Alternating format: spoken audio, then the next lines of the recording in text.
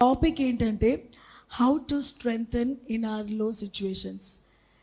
మన జీవితంలో సమస్యలు వచ్చినప్పుడు మనము ఎలా ధైర్యం తెచ్చుకోవాలి. ఇప్పుడు సమస్యల గురించి మాట్లాడితే ఇక్కడ సమస్య లేని వారు ఎవరైనా ఉన్నారా? ఎవ్వరూ లేరు. ప్రతి ఒక్కరి జీవితంలో ఏదో ఒక సమస్య ఉంటుంది. ఏదో ఒక సమస్య, ఏదో ఒక ఇబ్బందికి గురి అయి ఉంటారు. కొంతమందికి సమస్యలు ఎంతకాలము అలా ఉండిపోతాయి.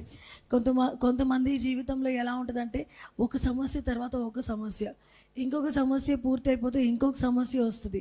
కానీ సమస్యలు మాత్రం ప్రతి ఒక్క మనిషి జీవితంలో వస్తాయి. సమస్య లేనిది మనం చెప్పాలంటే అసలు ఉండలేము.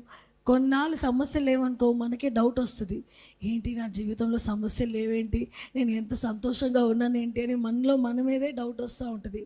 కానీ సమస్యలు వచ్చినప్పుడు దేవుడు మన దగ్గర ఏం ఎక్స్పెక్ట్ చేస్తున్నారంటే, సమస్యలు వచ్చినప్పుడు మనం చాలా ధైర్యంగా ఉండాలని, సమస్యల్ని ధైర్యంగా ఫేస్ చేయాలని, వాటిల్లో నుంచి విక్టోరియస్గా బయటికి రావాలి, విజయం ప్రాప్తి చేసి బయటికి రావాలని. ఎవ్వరూ ఓడిపోవడం ఆయనకి ఇష్టం లేదు, ఎవ్వరు కృంగిపోవడం ఆయనకి ఇష్టం లేదు. ఆయన ఆయన ఆయన పిల్లలు ఎవరైనా కృంగిపోతారనుకోండి, ఆయనకి ఏమాత్రం ఇష్టం ఉండదు.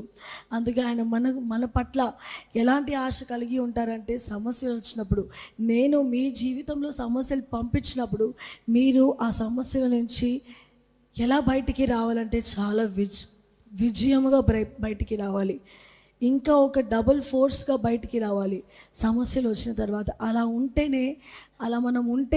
మనం బిహేవ్ చేయగలిగితే ఆయనకి మనము ఎంతగానో ఇష్టమైన వారంగా ఉంటాం.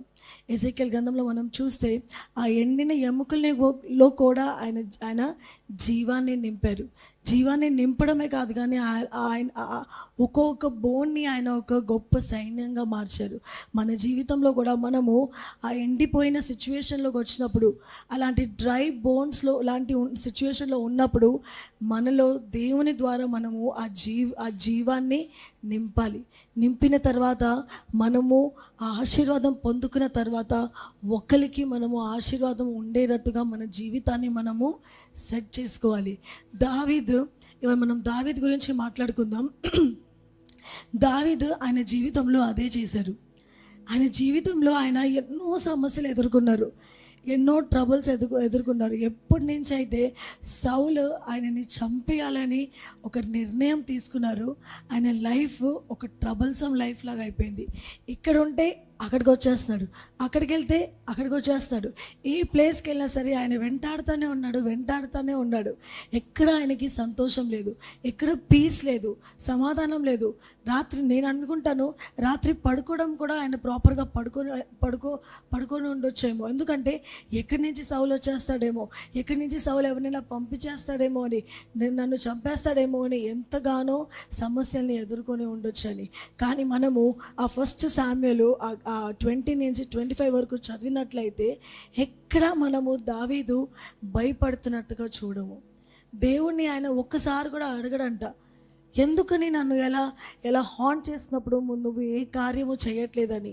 ఏ మాత్రము భయపడకుండా దేవుడు ఎలా నడిపిస్తే అలా నడుస్తూ ఉన్నాడు. దేవుని చిత్తం ప్రకారంగా దేవుడు ఎలా నడవమంటున్నాడు అలా నడుస్తూ ఉన్నాడు. ప్రతి సమస్యని ఎదుర్కొంటూ ఉన్నాడు.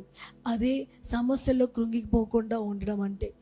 జీవితంలో సమస్యలు వచ్చినప్పుడు మన చుట్టూ ఉన్న వాళ్ళు మనల్ని ప్రేమించే వాళ్ళే, మన బంధువులే. సమస్యలు వచ్చినప్పుడు మన గురించి ఏమనుకుంటారు తెలుసా అండి? ఇప్పుడు ఈమె జీవితంలో సమస్య వచ్చింది కదా, ఇంకా ఈమె పని అయిపోయింది, ఇంకా ఈ సమస్యల నుంచి ఈమె బయటికి రాదు, ఈ సమస్యల్లో అలాగే కృంగిపోయిద్ది, అలాగే నాశనం అయిపోయిద్ది, ఇంకా తన సమస్య నుంచి బయటికి రావడానికి ఏ వీలు లేదు. అలా వాళ్ళు అనుకున్న టైంలో, వాళ్ళు మన గురించి అలా అనుకున్న టైంలో, అదే సమయము మనము కృంగిపోకుండా ధైర్యం తెచ్చుకొని దేవుని నామానికి మహిమ తీసుకురావాలి.